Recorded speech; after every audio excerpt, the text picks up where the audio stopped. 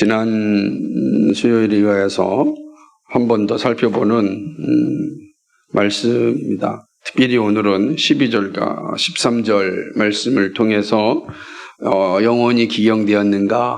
라고 하는 질문과 함께 우리 스스로 말씀을 통하여 답을 얻고자 합니다. 아마 봄이 오는 것을 가장 먼저 하는 사람이 누굴까? 여러 사람들이 있겠지만 농부가 아닐까 생각을 합니다. 땅과 함께하는 그들은 누가 말하지 않아도 봄이 되면 땅을 갈고 씨를 뿌립니다. 겨울 내내 얼었던 그 땅을 기경하지 아니하면 땅은 있어도 아무 쓸모가 없기 때문입니다. 그래서 꽁꽁 얼은 그 땅을 봄이 되면 이제 갈아서 기경하여서 거기에 이제 씨를 뿌리고 1년 농사를 준비를 하는 것입니다. 땅을 갈아야 할 때 갈지 아니하면 농사의 기쁨을 이 농사는 기쁨이 되지 못할 것입니다. 왜냐하면 아무리 뿌려도 그 씨앗이 열매를 맺지 못하기 때문에 그럴 것입니다. 뿐만 아니라 또 비가 오는 시기를 놓치지 않으려고 농부들은 참 열심히 일하는 것 같습니다. 모내기도 정확한 날짜에 할 때 정말 벼가 잘 익고 열매를 맺습니다. 그 짧은 시간이지만은 이게 또 게으르거나 너무 빨리 하다 보면 1년 농사를 망치게 돼서 참 속상한 마음을 가질 수 있기 때문에 그렇습니다. 그래서 정말 농부들은 온 신경을 거두어서 정확한 때에 정확한 시간 속에서 또 이렇게 땅을 갈고 씨를 뿌리고 또 열매를 기대하는 그런 모습을 보게 됩니다. 근데 이것은 그 땅의 일만으로만 생각해서는 안 될 것 같습니다. 우리의 영혼도 이와 같기 때문에 그렇습니다. 그래서 우리의 영혼도 기경하지 아니하면 우리의 묵은 영혼이 결국은 우리를 사로잡아 참으로 씁쓸한 상황 가운데 떨어지게 할 수 있기 때문에 그렇습니다. 영혼의 밭도 기경되어야 합니다. 그래서 기경되지 아니하면 우리의 영혼도 소망이 없습니다. 오늘 호세아 선지자는 우리를 향하여 너희의 묵은 땅을 기경하라 이렇게 말씀하고 있습니다. 기경은 땅을 다 뒤엎는 것이죠. 새로운 열매를 위하여 땅을 옥토와 같이 만들고 그곳에 씨앗을 뿌리기 위한 행동이 기경하는 것입니다. 기경의 작업이 없이 뿌려진 씨앗은 자기 역할을 할 수가 없는 것입니다. 기경된 땅에서 씨앗은 생명을 움트게 합니다. 이렇게 묵은 땅은 기경이 없이는 어떠한 씨를 받지도 않고 또 생명을 내놓지도 않습니다. 그러므로 묵은 땅은 반드시 기경해야 하는 것입니다. 선지자는 이런 농사의 일을 우리의 영혼에 빗대어 말씀하고 있습니다. 그러니까 이스라엘 백성들을 향하여 비유를 잘 하는데 아마 농사를 짓고 있었던 이스라엘 백성들은 이 말이 어떤 의미인지 너무나 잘 알고 있습니다.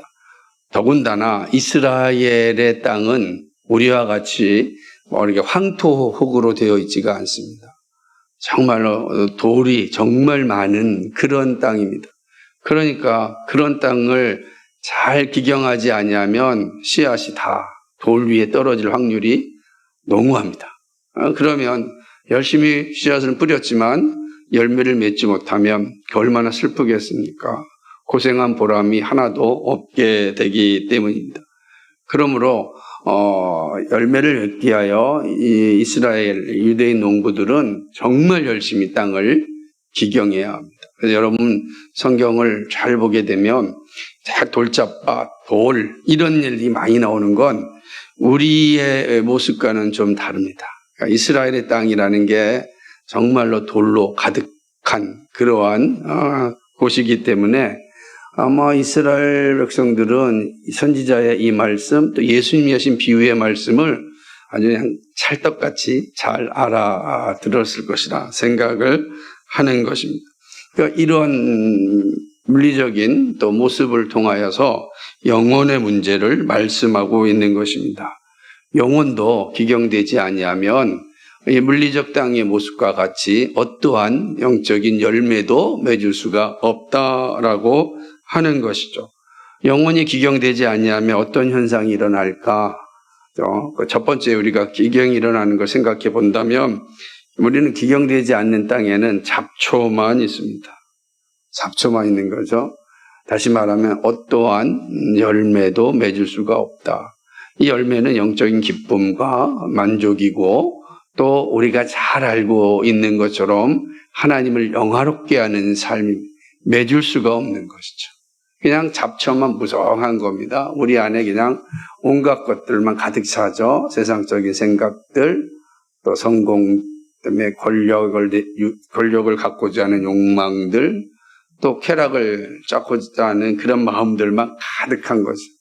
여기에 하나님이신 기쁨과 즐거움과 하나님을 영화롭게 하는 열매는 나타나지 않습니다. 그러니까 기경되지 않는 그런 땅에는 이러한 잡초만 무성하고 결국 거기에는 어떠한 소망도 볼 수가 없다라고 하는 것입니다. 그러므로 정말로 정신이 제대로 되어 있는 사람이라면 씨를 뿌리기 전에 잡초를 제거하는 거죠. 돌짝과 잡초를 싹 제거해, 묵은 땅을 싹 제거하지 않으면 거기에 어떤 열매도 기대할 수가 없기 때문입니다. 경작하지 않으면 경작하지 않은 우리의 묵은 마음도 사실은 수많은 잡생각으로 우리를 인도하게 될 것입니다. 그러니까 하나님을 집중하지 못하게 되는 겁니다. 하나님을 집중하지 못할 땐 결국은 세상의 생각에 내가 다 사로잡히고 말 것입니다. 여러분 그런 경험 해보신 적 있습니까? 기도할 때 온갖 잡생각 때문에 내가 기도하고 눈을 감고 1시간 있었는데 정작 내가 무엇을 기도했는지 모르는 그런 경험을 해보셨습니까? 가끔 이제 지금은 그런 시간들이 좀 없지만 새벽 기도가 있을 때는 정말로 연약한 육신을 가지고 앉아 있을 때 하나님께 집중하지 않으면 새벽 기도는 거의 그냥 잡생각과 또 그냥 허공을 떠도는 그런 기도의 소리로 가득한 그런 경험들을 참 많이 하였습니다. 우리 안에 있는 이런 묵은 땅 혹은 이 잡초들, 그죠? 기경되지 않는 땅에 남아있는 이 잡초들, 잡생각들을 다 뽑고 기경해야만 되는 것입니다. 전도자가 전도서 7장 29절에 참 재밌는 말씀을 하셨는데 나의 깨달은 것이 이것이라 곧 하나님이 사람을 정직하게 지으셨으나 사람은 많은 꾀를 낸 것이라 이렇게 말씀하고 하나님께서 우리를 정직하게 만들었다고 이야기합니다. 그런데 전도사가 보는 지금의 사람의 모습은 바로 꾀만 가득한 모습이다. 원래는 정직한 존재였는데 지금의 모습은 꾀가 가득하다. 꾀가 가득하다는 것은 말 그대로 인간적인 생각으로 어떤 성공과 또는 행복과 어떤 부를 누리고자 하는 그런 자세를 의미하는 것이죠. 그러니까 믿음의 길을 정직하게 걸어가는 것이 아니라 이 잔꾀로 걸어가는 것입니다. 이 정도만 하면 혹시 하나님께서도 이해해 주시지 않을까 막 이런 거죠. 그러니까 이러한 모습들 그리고 하나님을 속일 뿐만 아니라 또 사람, 내 동료들도 쉽게 속이는 그런 모습들을 보게 되는 것입니다. 그러니까 이게 이제 전도자가 본 인간의 모습입니다. 그러니까 그러면 지금 우리의 모습이 어떠냐? 하나님은 우리를 하나님에게 집중하는 존재로 만들었는데 우리 안에 지금 잔꾀, 다시 잡초만 가득한 거예요. 다 우리의 영혼이 다 묵은 땅처럼 딱딱 굳어 있는 겁니다. 그러니 여기에서 새로운 것들이 하나도 나타나지 않는 그런 모습을 보여주고 있습니다. 그러니까 이걸 기경하지 아니하면 이제는 우리를 통하여 하나님을 영화롭게 하는 삶의 모습이란 기대할 수가 없는 것입니다. 그러면 하나님을 영화롭게 하는 삶이 우리 안에서 나타나지 아니하면 결국 우리 안에서 나타난 것은 하나님을 떠난 자기 만족. 그거 외에는 우리에게 남는 게 없습니다. 신앙인도 마찬가지. 하나님 믿지 않는 사람은 당연한 거고 예수 믿는 우리들도 정말 하나님을 집중하지 않고 우리 안에 있는 이 잔꾀, 같은 이 잡초들, 묵은 땅들을 기경하지 않고 버려버리지 아니하면 우리도 하나님을 집중하지 않고 결국은 자기 만족에 빠지고 자기 욕망에 빠져서 살아가게 되는 것이다 라고 하는 것입니다. 그러므로 우리의 영혼을 가꾸는 게, 기경하는 게 참 중요합니다. 우리가 이 땅 살아가면서 많은 사람들이 몸을 가꾸는데 정말 시간과 돈을 헌신하고 있습니다.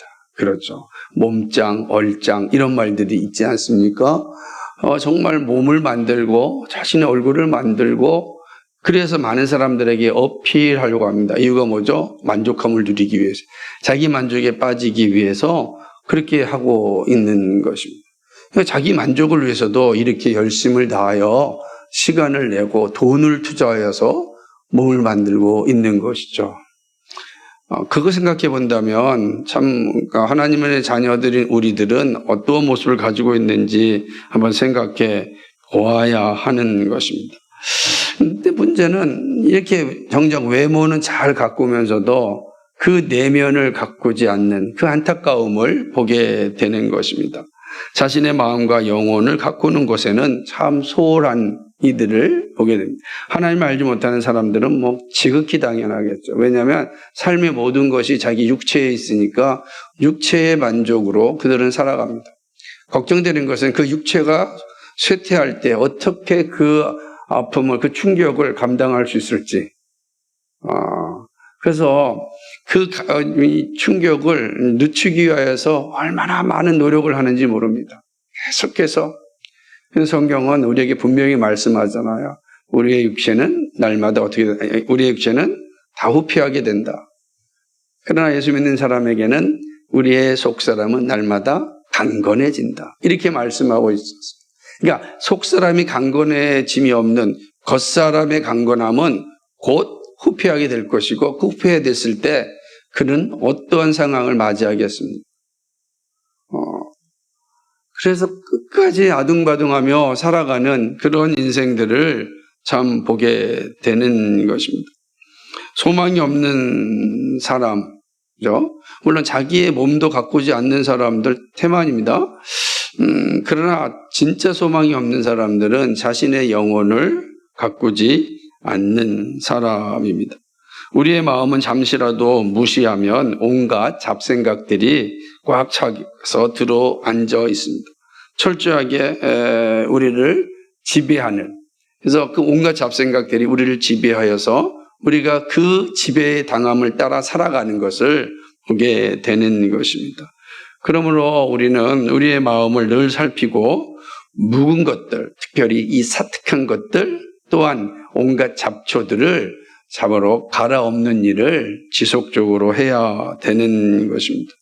이게 정말 중요한 거죠. 그러지 아니하면 우리 안에 이 온갖 잡초들이 우리를 근심과 걱정과 또 두려움 가운데로 이끌어 가기 때문에 그렇습니다. 그러니까 이 일을 좀 열심히 해야 됩니다. 그 참 수고함이 필요한데, 잠언 24장 33절에 잠언은 이렇게 얘기합니다. 네가 좀 더 자자, 좀 더 졸자, 손을 모으고 좀 더 눕자 하니 내 빈궁이 강도같이 오며 라고 말씀하고 있습니다.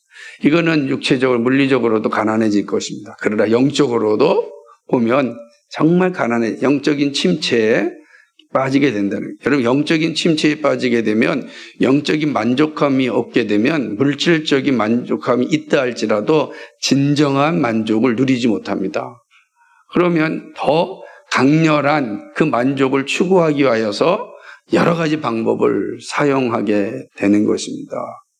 여행을 아주 진하게 간다든지, 아주 맛집을 찾아서 그냥 기행을 한다든지, 이런 일이죠. 왜냐하면 육체적 만족을 채우기 위하여서 더 강한 거, 더 자극적인 것을 찾아가게 되는 것입니다. 마찬가지입니다. 영혼의 문제도 마찬가지죠. 영혼이 우리 안에 충분하게 채워지지 아니하면 영적인 침체가 오게 되고, 영적인 침체가 오게 되면은 정말 우리의 삶은 나락으로 떨어지게 되는 거죠. 그러면 거의 세속적인 사람들과 다름이 없게 된다라고 하는 것이죠. 잠언 기자의 말처럼 우리의 영혼을 위하여 우리가 게으르고 살피지 않는다면 정말 끔찍한 결과를 이르게 될 것입니다. 영적인 빈궁은 하나님으로 인한 기쁨이 없는 것을 말합니다. 은혜도 없고 영적인 만족도 없고 더군다나 궁극적인 소망도 갖지 않습니다. 그러니까 오직 보이는 것에 안주하다가 슬피 울며 이를 가는 삶이 되는 것입니다. 그래서 우리는 정말 이 끔찍한 일을 당하지 않으려면 이거는 보이는 거잖아요. 이거 누구나 알잖아요. 우리의 영혼을 기경하지 않으면 반드시 슬피 울며 이를 가는 자리로 가게 됩니다. 그러니까 우리의 영혼을 기경해야 되는 거예요. 기경해야 되는 거예요. 게으름의 자리에 있어서는 안 됩니다. 정말로 부지런하게 우리의 이 묵은 땅 이거 기경해야 된다. 갈아엎어야만 우리는 생명을 얻을 수가 있다라고 하는 것입니다. 그렇다면 이제 이런 질문을 던질 수가 있습니다. 기경해야 할 영혼의 묵은 땅은 도대체 어떤 것인가? 우리는 이제 이 질문 앞에 우리 두 번째 명제를 생각하고 교훈을 얻고자 합니다. 기경해야 할 영혼의 묵은 땅을 정확히 알아야 합니다. 맞아? 여러분이 묵은 땅이 어떤 것인지를 알아야 그 다음에 기경을 해도 할 것 아니겠습니까? 내가 묵은 땅이 있는지도 모르고 묵은 땅이 무엇인지 모른다면 기경할 수 없을 것입니다. 기경하지 않는다면 결국은 우리는 멸망의 자리에 이르게 서는 것입니다. 이 말은 아주 넓은 의미로 얼마든지 적용할 수 있습니다. 그러나 호세아 선지자의 관점에서 본다면 이 호세아 선지자가 말하는 영혼의 묵은 땅, 그것은 바로 공의와 인애입니다. 공의, 의이고 인애, 변함없는 사랑을 얘기하는 겁니다. 이스라엘 백성들이 가지고 있어야 될 영혼의 열매는 공의와 인애입니다. 그런데 이스라엘이 공의와 인애를 잃어버렸습니다. 그러니까 그들의 마음속에는 하나님의 의가 있고 하나님의 사랑이 있어야 되는 거예요. 그 의와 사랑이 여기 이 자신들의 영적인 삶에 충만한 열매를 맺어야 되는 겁니다. 그런데 이스라엘 백성들이 이 인애와 그 다음에 의가 다 나타나지 않는 겁니다. 묵은 땅처럼 굳어있기 때문에 그런 열매가 나타나지 않는 거예요. 그래서 이스라엘이 공의와 인애를 잃어버렸습니다. 그리고 그곳에 세속적인 잡초만 무성하였습니다. 공의가 없으니 힘 있는 자들이 주인 노릇합니다. 인애가 없으니 공동체는 삭막하여졌습니다. 여러분 생각해 보세요. 사랑이 없는 가정, 사랑이 없는 교회, 사랑이 없는 이 나라. 끔찍하지 않습니까? 여러분, 우리가 사랑이 있는 나라에 나타나는 그 표시 중에 하나가 뭐냐면 가난한 사람들을 존중히 여겨주고 힘든 사람들을 좀 세워주는 그 국가가 하는 일입니다. 그래서 사회 공동 기금 먹으면서 사랑의 열매라 그러지 않습니까? 국가가 하잖아요. 사랑의 열매. 그러니까 사랑의 열매가 없는 나라는 사실은 삭막한 나라고 죽은 나라입니다. 그러니까 독재가 횡행하는 그런 나라는 사랑을 찾아볼 수가 없죠. 왜 그러냐면 사랑은 반드시 공의가 있어야만 나타나거든요. 근데 사랑이 없다는 건 그 공동체, 그 가정에 뭐가 없다는 겁니까? 의로움이 없다는 겁니다. 공의가 없는 거예요. 그러니까 공의와 이 사랑의 열매가 없는 이스라엘을 생각해 보십시오. 결국 그들이 하는 것은 부와 권력, 군사력과 경제력을 쫓아 살아가는 거예요. 하나님 없어도 나는 군사력과 이 경제력을 의지하며 얼마든지 살 수 있다라고 하는 거예요. 그러니까 시편 41편인 것처럼 어리석은 사람들은 하나님을 없다라고 말한다 그랬어요. 마찬가지 그렇습니다. 이스라엘 백성들이 하나님이 없다라고 하며 살아가는 겁니다. 그럼 그들에게 있어서 하나님이 어떤 존재가 됐냐? 군사력과 경제력이 있어요. 이것들이 자신들의 하나님이 되어서 보이는 군사력과 경제력을 의지하며 살아간 자들이 바로 이스라엘 백성들의 모습인 것입니다. 그러므로 이스라엘이 회복해야 될 영혼의 상태, 이스라엘이 묵은 땅은 무엇이냐? 바로 이 인애와 공의죠. 그런데 선지자는 이 말씀을 하면서 의미심장한 표현을 하는데 12절 첫 번째 줄에 이렇게 합니다. 너희가 자기를 위하여, 누구를 위하여? 자기를 위하여 공의를 심고 인애를 거두라 그랬어요. 공의와 인애가 누굽니까? 우리를, 그러니까 그 이스라엘 백성들을 향하여 하는 말. 하나님에게 공의와 인애는 의미가 없어요. 왜? 하나님은 그 자체가 공의이시고 그 자체가 사랑이시기 때문에 하나님이 뭐 공의를 심고 사랑을 거둔다는 건 의미가 없는 겁니다. 누가 필요한 거죠? 하나님의 형상으로 지음받은 자녀들, 이스라엘 백성들에게 가져야 되는 게 뭐냐? 하나님의 성품을 그들이 소유해야 되는 겁니다. 공의와 사랑이 그리스도인이 이스라엘 백성들이 있어야 됩니다. 그래서 자기를 위하여라고 말하고 있습니다. 자기를 위하여 공의를 심고 인애를 거두어야 합니다. 여러분, 다른 사람을 향하는 것이 아니라 자신을 향하는 겁니다. 종종 제가 말씀을 나누면서 물어봅니다. 오늘 말씀이 형제에게, 자매에게 어떤 의미였습니까? 그러면 많은 사람들이 이렇게 대답하는 것이 있습니다. 제가 볼 때는 여러 사람들이 참 말씀을 듣고 은혜를 받았다고 하더라고요. 참 그들을 보니까 그들에게 저 말씀이 영향력 있는 것 같습니다.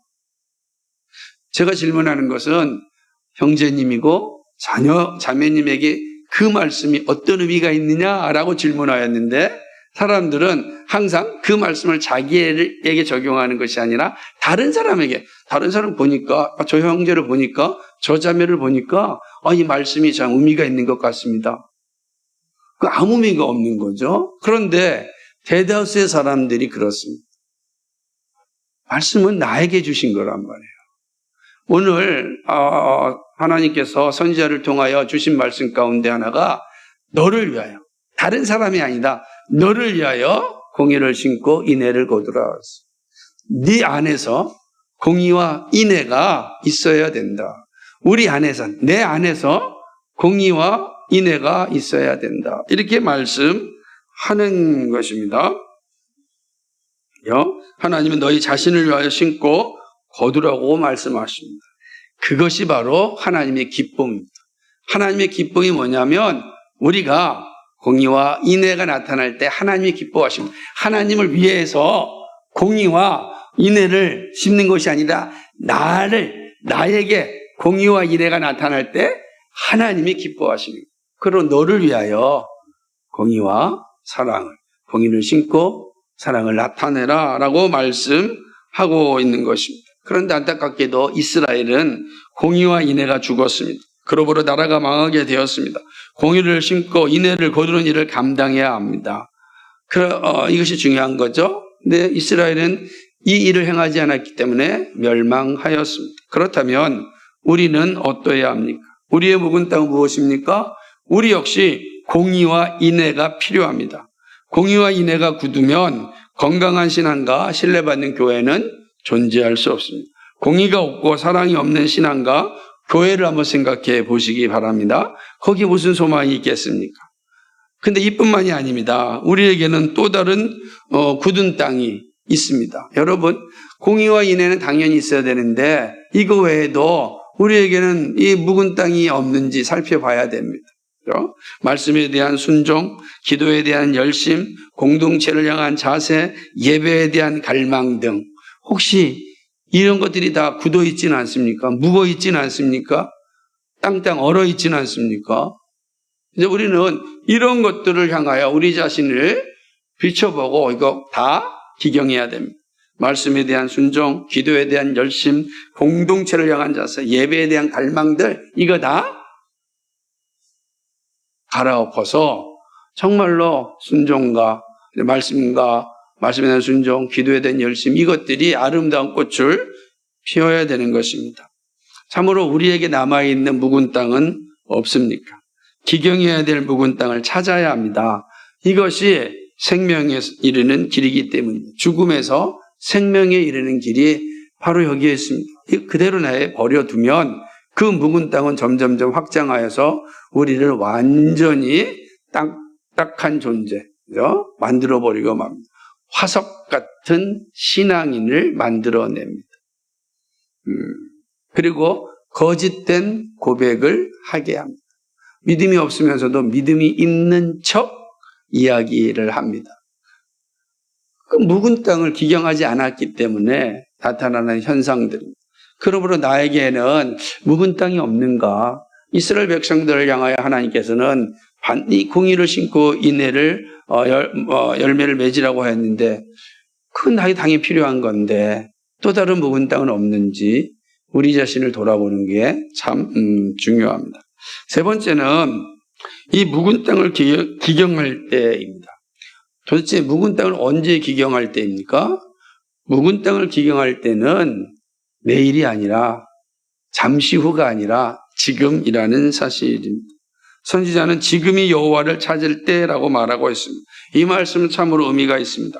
우리에게는 하나님을 만날 수 있는 자격이 없습니다. 왜냐하면 하나님은 거룩하신 분이기 때문입니다. 그런데 지금 하나님께 말씀하십니다. 지금이 여호와를 찾을 때라.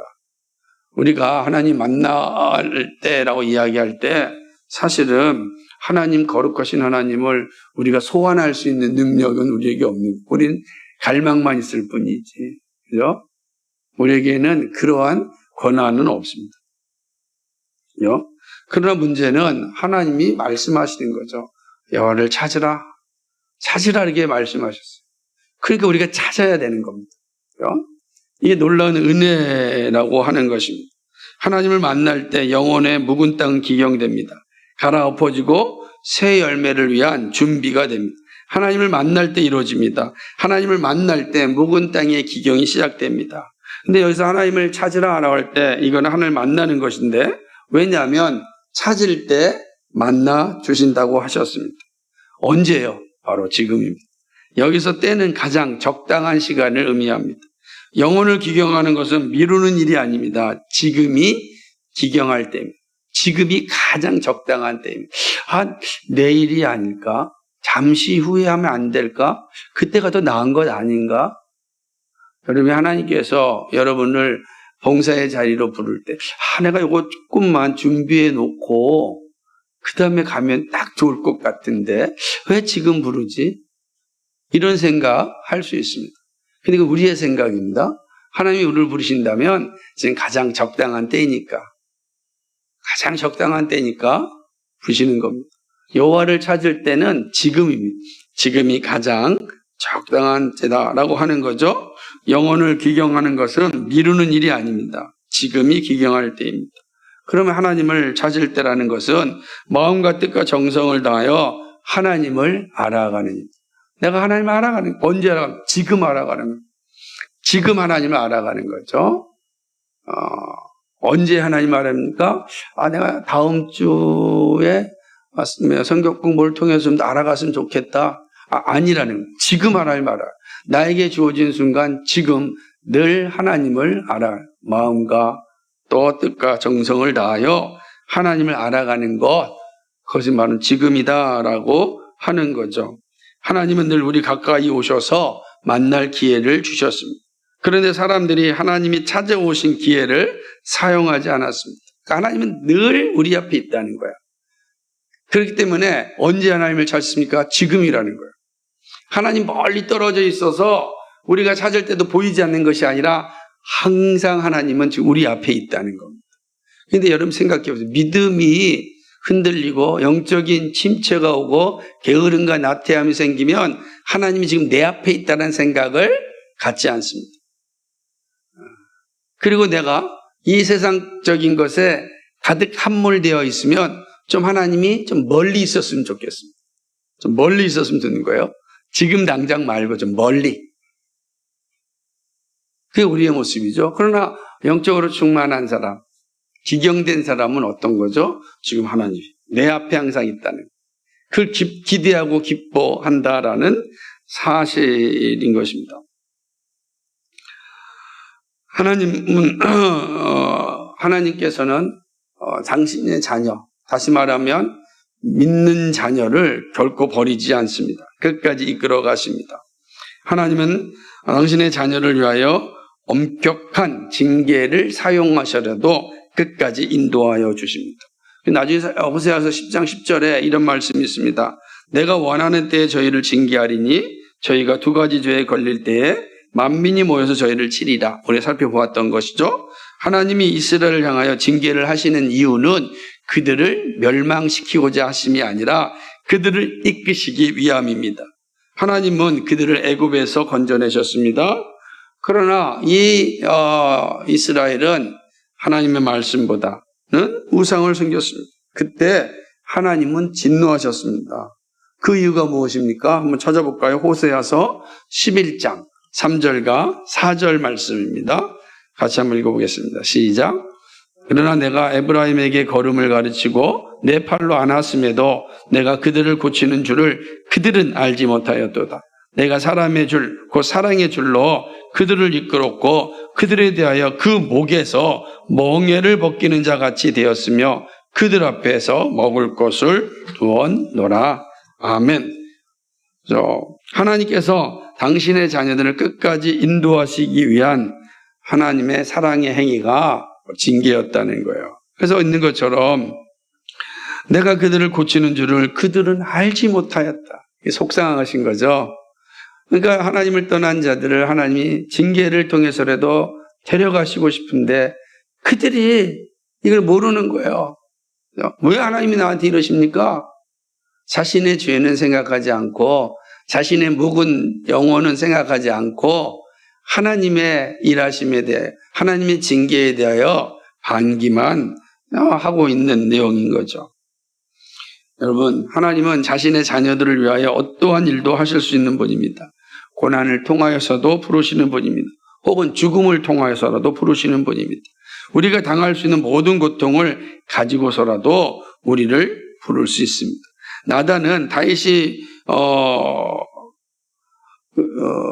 왕위를 계승할 그런 자에 대해서 이렇게 예언하였습니다. 사무엘하 7장 14절을 보게 되면 다윗을 이어서 왕이 될 사람에 대해서 어떻게 표현하고 있냐면 나는 그 아비가 되고 그는 내 아들이 되리니 저가 만일 죄를 범하면 내가 사람 막대기와 인생 채찍으로 징계하리로니와.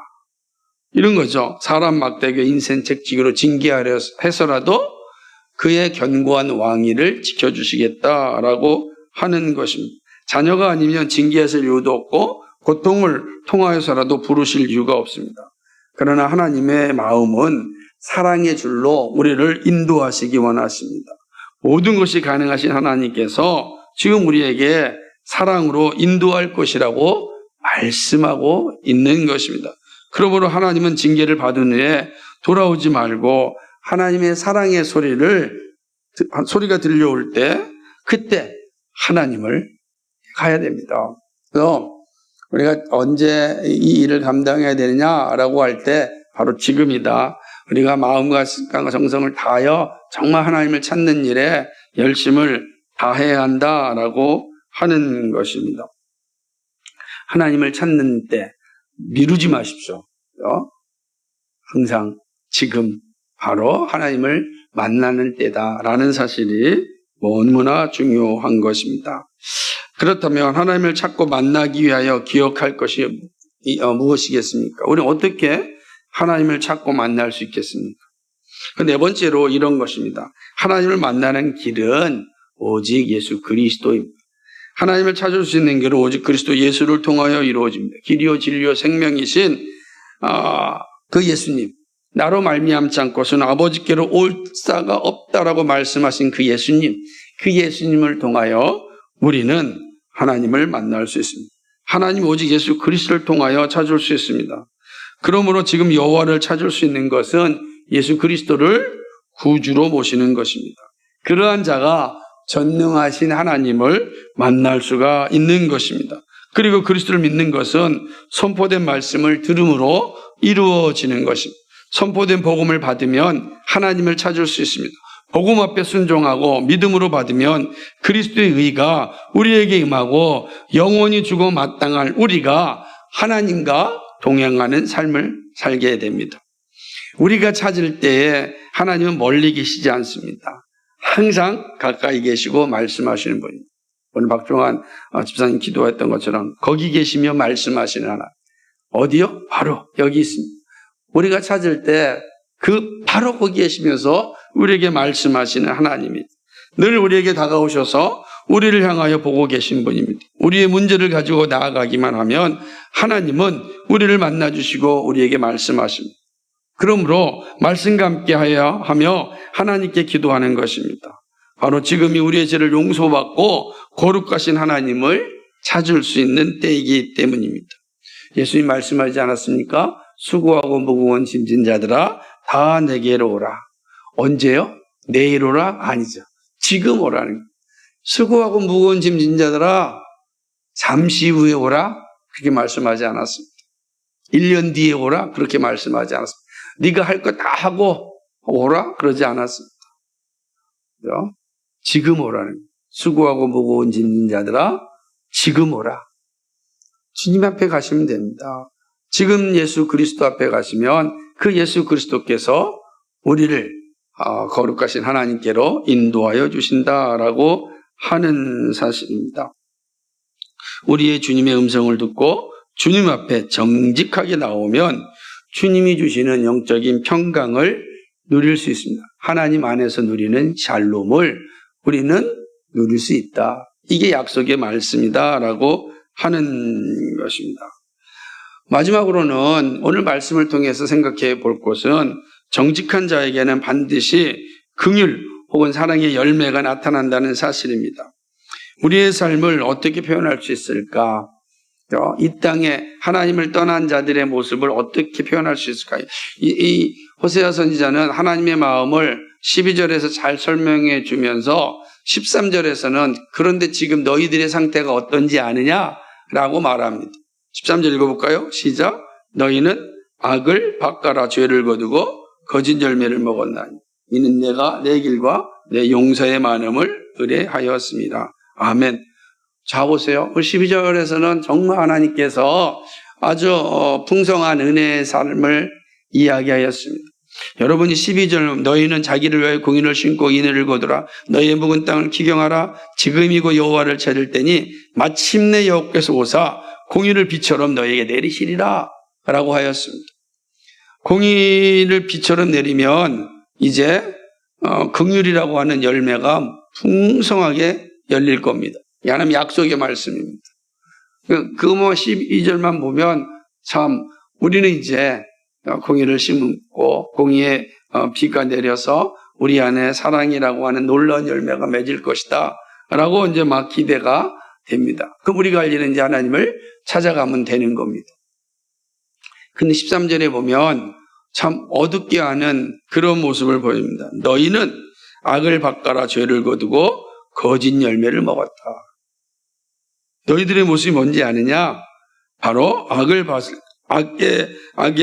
밭을 갈고 거짓의 열매를 먹고 사는 것입니다. 그리고 보이는 군사력과 또 권력을 의지하였습니다. 결국 이스라엘이 얻은 것은 공의와 인애가 아니라 악과 거짓의 열매입니다. 이들이 이러한 열매를 얻은 것은 하나님을 떠나서 군사력과 권력을 숭배하였기 때문입니다. 결국 이들에게서 하나님이 주시는 의와 사랑을 볼 수가 없었습니다. 거짓의 열매, 즉 불의와 불신과 다툼과 시기와 질투와 같은 죄를 짓게 되고 마침내 멸망의 자리에 이르게 됩니다. 사실은 이 모습은 우리의 모습과 별 차이가 없는 것 같습니다.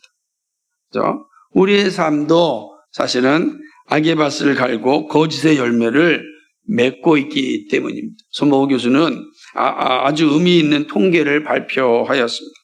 그런데 2000년대 발표한 내용인데 지금은 뭐 더 하겠죠. 한 해 동안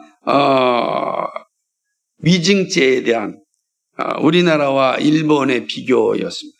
위증죄.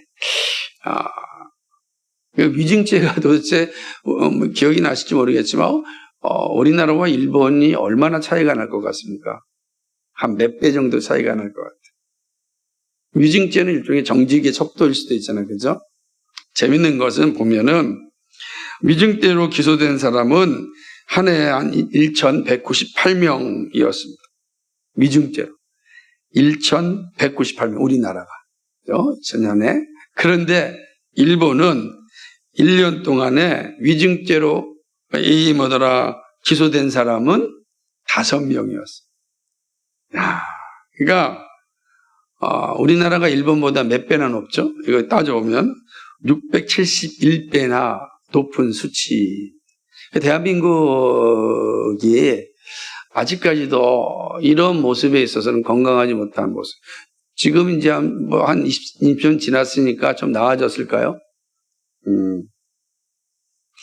참, 이런 모습을 보게 되면 지금 호세아 선지자가 말하고 있는 것처럼 한국 사회는 악을 저거 바꿔라, 죄를 거두고 거짓의 열매를 먹고 있는 그런 사회가 아닌가 생각해 볼 수가 있습니다. 그러므로 이거를 갈아엎지 않고서는 새로운 모습으로 나아갈 수가 없는 것이죠. 묵은 땅을 기경하고 하나님을 찾은 자의 삶은 악의 밭가라 거짓 열매를 먹는 것에 떠나서 정직을 심고 사랑을 먹는 것입니다. 이것은 영적인 영역에서도 동일합니다. 우리는 죄의 자리에 서성거려서는 안 됩니다.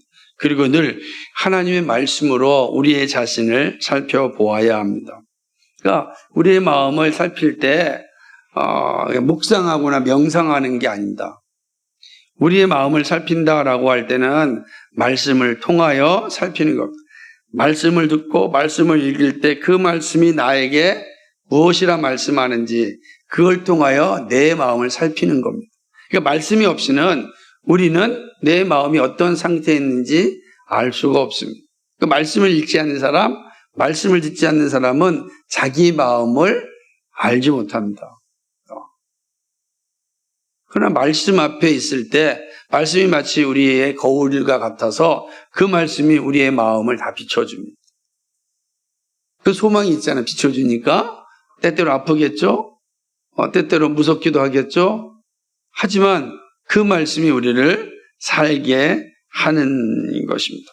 이게 되게 중요하다라고 하는 것이죠. 마음의 밭을 기경하는 자에게 또 하나님을 찾는 자에게 이를 비처럼 내리십니다. 찾고 찾으면 그리고 정직하면 하나님의 약속을 볼게 될 것입니다. 이것은 누구에게나 열려있는 하나님의 약속입니다. 비를 내려주신다는 것은 생명을 얻는 것입니다. 하나님께서 비를 내려주신다는 거예요. 그러니까 우리가 할 일이 뭐죠? 있는 것처럼 너희는 자기를 위하여 공의를 심고 인애를 거두라. 너희의 묵은 땅을 기경하라. 묵은 땅을 기경하고 바로 그래서 공의와 인애를 거두는 겁니다.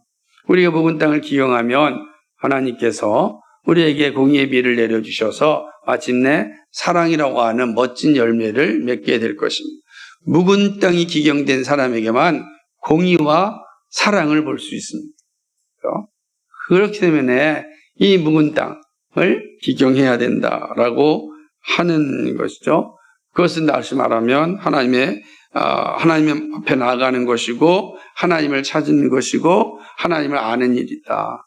그것은 예수 그리스도를 아는 것이고 예수 그리스도를 고백하는 것이고 예수 그리스도를 향하여 나아가는 삶이다라고 하는 것입니다.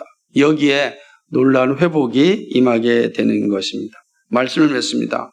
오늘 우리가 예수 그리스도를 통하여 하나님 앞에 우리의 것을 내려놓고 우리의 묵은 것을 기경하여 하나님을 찾으면 우리는 하나님께서 만나주시는 놀라운 영광을 누리게 됩니다. 만나주실 뿐만 아니라 우리에게 공의를 빛처럼 부어주실 것입니다. 그러므로 더 이상 우리의 마음과 영혼을 방치하여 영적 잡초가 무성하게 자라나지 않도록 해야 합니다. 묵은 땅을 기경해야 하듯이 우리의 영혼도 날마다 기경해야 됩니다. 그것은 하나님을 찾는 것입니다.